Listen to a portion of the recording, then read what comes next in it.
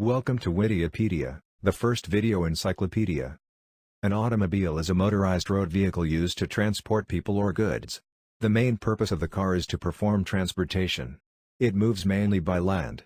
In developed countries, automobile transport plays a leading role compared to other means of transport.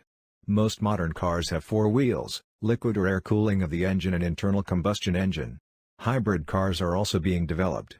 The first engine car was created in 1885 and it is considered the first modern car. The first racing car was produced in 1946. Car mass production started in 1901 in the U.S. For the longest time the U.S. had a leading role in automobile mass manufacturing, but Japan became the leader in the 1980s and China took the spot in 2009.